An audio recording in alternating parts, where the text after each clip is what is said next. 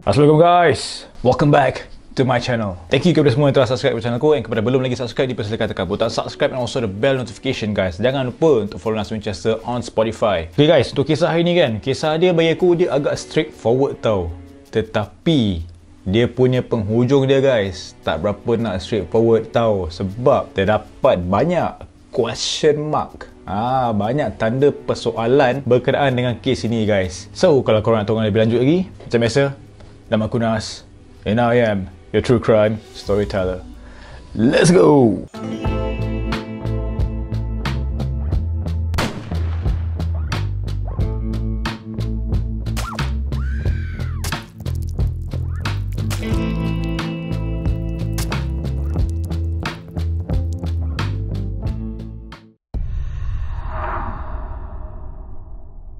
Pada 26 Januari 2011, seorang lelaki yang bernama Samuel Goldberg yang berumur 28 tahun, dia tinggal dekat Philadelphia, and dia ni adalah seorang penerbit. So selepas dia dah habis kerja tu, dia nak balik ke rumah je lah, ke rumah apartmen dia, and dekat apartmen tu dia tinggal bersama dengan tunang dia yang bernama Alan Ray Greenberg yang berumur 27 tahun. So berkenaan dengan si Alan Ray Greenberg ni okay, dia ni kan, dia bekerja sebagai seorang cikgu tau dekat Philadelphia. So macam biasalah kan, kalau cikgu dia pergi kerja semua, pagi balik sampai lewat petang ke semua kan. Okay, cuma untuk hari itu guys, Alan ni dia terpaksa balik rumah sebab dekat Philadelphia time tu dorang dilanda ribut salji guys.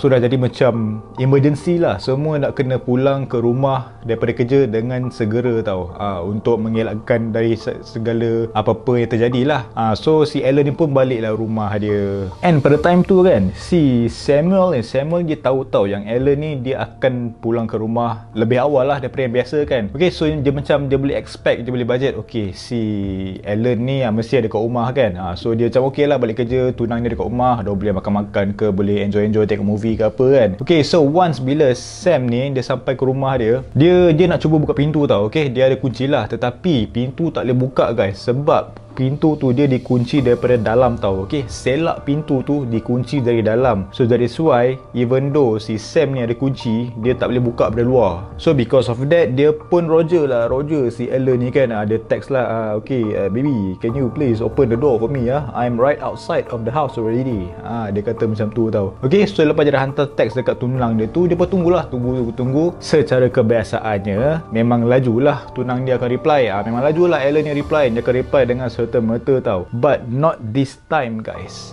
Samuel dia tunggu lama gila untuk reply si Alan ni dekat luar rumah dia. Tak ada reply apa-apa tau. So member jadi risau tau. And Sam ni dia macam pelik lah, takkan si Alan tak ada kat rumah kan, sebab dia tahu yang Alan ni terpaksa balik awal daripada kerja. So dalam kerisauan si Samuel ni kan, dia pun minta lah tolong pengawal kat situ, Pak Guard dekat apartmen dia lah. Dia minta guard tu untuk buka lah pintu rumah dia kan, menggunakan master key ke apa kan. Tetapi guard tu cakap dia tak boleh, sebab itu akan melanggar polisi management apartmen mereka itu. So bila guard dah cakap macam tu, Sam pun dia macam terpaksa lah buat decision untuk memecah pintu rumah dia itu depan guard lah.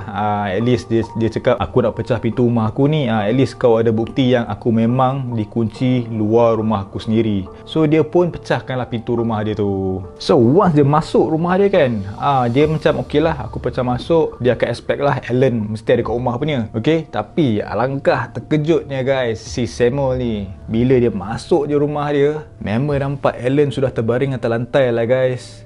Sudah baring atas lantai, berlumuran darah weh. So bila Alan dalam keadaan terbaring atas lantai tu, dia ada tengah pegang tuala warna putih tau, tuala mandi ke apa lah kan. So bila si Sam ni dah nampak Alan dalam keadaan macam tu, member panik. Siapa tak panik betul lah, tengok kau punya tunang dah terbaring berdarah-darah atas lantai kan. Member terus call 911 guys. On the spot dia call 911, dan dia dah bagi tahu lah 911 tu apa yang telah terjadi semua kan. So operator 911 tu bagi tahu si Sam ni untuk membuat CPR ke atas Alan. So si Sam pun dia ikutlah cakap si operator 911 tu kan, dia pun buat CPR. Tetapi dia terpaksa berhenti buat CPR tersebut apabila dia ternampak ada pisau yang masih lagi tertusuk dekat dada Alan. Tapi itulah kan, even yelah dia dah buat CPR semua kan, takkan dia tak perasan nak pisau dah ada dekat dada si Alan sebelum dia buat PCR kan. PCR pula, CPR kan. So of course lah, selepas dia dah call 911 tu, pihak 911 akan menghantarkan pasukan kecemasan. So apabila pasukan kecemasan tu sampai, dia dah cek semua si Alan ni, dekat situ mereka telah mengisytiharkan yang Alan ni telah pun meninggal dunia. Okay guys, so siapakah Alan Ray Greenberg ni Okay, Alan ni dia dilahirkan pada tahun 1983 and dia ni adalah seorang anak tunggal kepada Joshua dan juga Sandra Greenberg. So macam Alan ni kan, macam aku cakap tadi lah, dia ni adalah seorang cikgu tau. Okay, and Alan ni dia dikatakan dia adalah seorang cikgu yang amat disayangi oleh murid dia guys. Okay, anak murid dia memang suka dekat si Alan ni. Mungkin je lah dia adalah seorang yang baik hati, dia memahami perasaan kanak-kanak ataupun murid-murid kat sekolah kan. Mungkin lah dia ni banyak membantu ke apa. So dia ni memang orang kata tak ada masalah guys. Okay, amat disayangi oleh anak-anak murid dia. So macam si Alan dengan si Samuel ni kan, okay, mereka telah pun menjadi pasangan selama 3 tahun. Dan selepas 3 tahun tu, diorang pun telah membuat keputusan untuk bertunang. So since diorang dah bertunang tu kan, okay, so ikut perancangan asal mereka, si Alan dengan Samuel ni, mereka telah pun merancang untuk berkahwin pada Ogos 2011 tau. Tapi itulah malangnya ini pula telah terjadi. Kesian kesian dekat Samuel jugalah kan. Okay, mungkin dia dah semangat, dah excited, dah plan nak kahwin, dan sekali member dia punya tunang dia kena tikam pula. Aduh, sedih tu.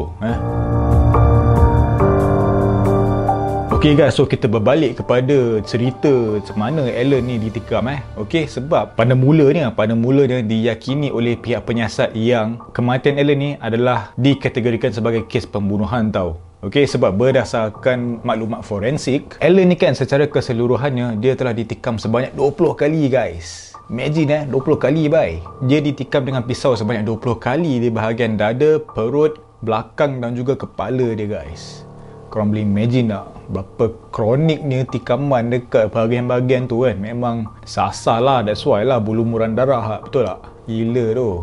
And dekat tubuh badan si Alan ni, okay, dia juga ada mengalami beberapa lebam di bahagian tangan dan juga kakinya. So macam status kematian si Alan ni, okay, kes itu telah ditukar daripada kes pembunuhan jadi ke kes bunuh diri guys. Why status itu telah ditukar daripada kes pembunuhan ke kes bunuh diri? Sebab dengan segala siasatan lanjut yang telah dilakukan oleh pihak polis, mereka tidak jumpa sebarang bukti pencerobohan ataupun DNA, kesan cap jari dan juga DNA orang asing tau. So fikir macam, wish, tak ada orang lain tu kat rumah time tu, hanya Alan seorang dekat rumah semasa waktu kejadian tu. Dan DNA yang ada dekat pisau tu adalah milik Alan sendiri guys. So that is why polis telah menukar status kes itu daripada pembunuhan ke bunuh diri. Dan terdapat jugalah beberapa pemeriksaan yang lain yang telah dilakukan tau. Okay, sebab pihak penyiasat adalah check laptop si Alan ni. Okay, Alan ni kan time tu mereka cakap yang dia ada Google search tau. Dia ada Google search beberapa kata carian tau. Okay, so kata-kata carian itu adalah painless suicide dan juga quick suicide. So from there pihak penyiasat macam relate lah, macam oh okay, so macam terus terang lah yang si Alan telah membunuh diri sebab dia ada search ini semua kan, dah macam-macam kan pasal bunuh diri semua. So that's why polis cakap okay, ini adalah satu kes bunuh diri, bukan kes orang masuk dan bunuh dia. Tapi kan guys, aku rasa korang pun boleh fikir macam aku fikir jugalah. Kau nak kata bunuh diri macam macam ada benda tak berapa nak teli lah kat sini okay. Cuma pada Februari 2021 baru lagi guys, okay, terdapat pendedahan yang mengatakan segala carian-carian si Alan dekat Google tu, semua itu adalah tidak benar guys. So dekat sini dah nampak dah macam ada beberapa percanggahan untuk mencari bukti mengenai kes ini. So dekat sini macam of course lah ada yang fikir mungkin si Samuel ni ada terlibat, tetapi Samuel ni nama dia telah dipadam terus daripada kes itu tau. Okay, sebab dia mempunyai satu alibi yang kuat sebab pada time tu dia memang berada di tempat lain semasa kejadian itu berlaku. So selepas itu pihak polis macam tak puas hati tau. Okay, so diorang pun nak buat satu penyiasatan yang lebih terperinci guys mengenai Alan ni. So mereka pun telah mendapat beberapa maklumat tentang tahap kesihatan Alan 2 bulan sebelum dia mati guys. So mereka pun telah menjumpai lah si Alan ni mempunyai penyakit kegelisahan yang melampau dan pada masa yang sama dia mengalami tekanan di tempat kerja dia. And pada time tu Alan pun dia pernah berhasrat lah yang dia hendak berhenti bekerja sebagai seorang cikgu. So from here semua bukti penyiasatan pihak polis ni memang terus pointing towards si Alan untuk membunuh diri tau. Okay, Cuma kalau nak fikir lah, kalau nak fikir dari segi logical thinking kan, ada benda macam tak kena guys. So berkenaan dengan masalah kesihatan si Alan ni kan, okay, Alan ni dia pernah jumpa pakar psikiatri tau. So pakar psikiatri tu adalah bagi dia kan perubatan untuk diambil pada masa yang bersesuaian lah. Dan satu lagi berkenaan dengan hidup Alan ni kan, okay, dia dengan Samuel ni, diorang punya hubungan tu memang tak ada masalah guys. Okay, sebab polis pun nak tahulah whether si Alan dengan Samuel ni ada masalah ke tidak dalam hubungan mereka, sebab itu pun boleh menjadi salah satu bukti yang boleh melibatkan kejadian yang telah jadi ke Alan ni. Tetapi end up diorang punya hubungan tu memang baik-baik sahaja guys. Okay, sebab diorang pun dah plan lah, dah tunang, and then diorang pun nak berkahwin pada tahun 2011. Okay guys, biarpunlah kes ni diklasifikasikan sebagai kes bunuh diri, tetapi untuk ibu bapa si Alan ni, mereka enggan untuk berdiam diri guys. Which aku faham lah, sebab aku rasa macam aku cakap tadi lah, okay, kalau tengok balik apa yang telah terjadi kan, kalau ikut logical thinking, agak susah lah nak kata ini adalah satu kes bunuh diri. So ibu bapa dia macam nak cuba investigate lagi, ada benda yang tak kena berkenaan dengan kes ini guys. Sebab bagi Joshua dan juga Sandra, benda yang telah terjadi tu memang tak masuk akal langsung. Sebab mereka ada rasa lah, okay, terdapat sesuatu yang tersembunyi berkenaan dengan kematian anaknya itu. So selepas itu si Joshua dan juga Sandra ni pun, mereka pun mengupahlah peguam dan juga pakar forensik sendiri. Dan obviously lah, even pakar forensik pun bersependapat dengan ibu bapa Alan. Macam ni lah guys, okay. Untuk bahasa yang lebih mudah lah, lebih mudah untuk difahami lah, okay. Kalau kita fikir secara logik lah, macam mana si Alan ni dia boleh menikam bahagian belakang tubuh badan dia guys, sampai macam tu sekali tau, 20 kali weh. Aku macam tak boleh nak brain lah guys. Okay, korang pun sure fikir benda yang sama, betul lah. Lagi-lagi bila, okay lah, let's say kalau lah yang dia punya Google search tu dikatakan benar lah, berlaku lah, okay, betul lah si Alan ni ada Google search painless suicide, easier, quick suicide semua kan. Tapi kan guys, kalau nak kata dia bunuh diri, tikam 20 kali satu benda, aku rasa kita kena paper cut pun kita dah sakit. Ini nak kata 20 kali tikam diri sendiri dekat dada, perut, kepala, leher bagai. And why dia nak menusahkan diri, tikam diri dia sendiri dekat belakang guys. So aku rasa nak fikir akal logik kan, agak susah lah nak dikatakan ini sebagai kes bunuh diri. Cuma itulah, pihak polis kan dah keluar, pihak penyiasat, pihak polis semua dah keluarkan kenyataan bahawa ini adalah satu kes bunuh diri kan. But then again itulah macam aku cakap lah, logical thinking. So sampai sekarang, ibu bapa Alan, Joshua dan juga Sandra sedang berjuang untuk keadilan kes ini. And apa cerita pula dengan si Samuel ni kan?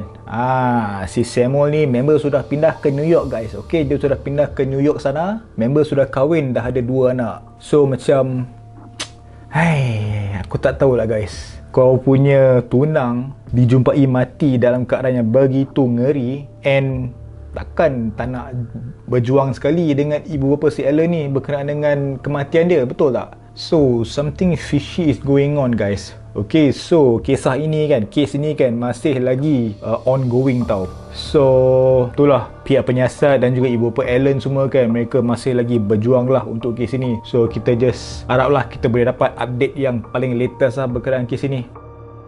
Jadi sampai sini saja aku boleh share dengan korang berkenaan dengan kes kematian Alan Ray Greenberg. Apa pun nama korang korang boleh tinggalkan dalam chat box dan juga komen. And aku harap korang enjoy dengan konten aku hari ini. Aku nak minta maaf atas segala kekurangan, and aku nak cakap thank you guys for your support, sebab tengok video aku dari awal sampai habis.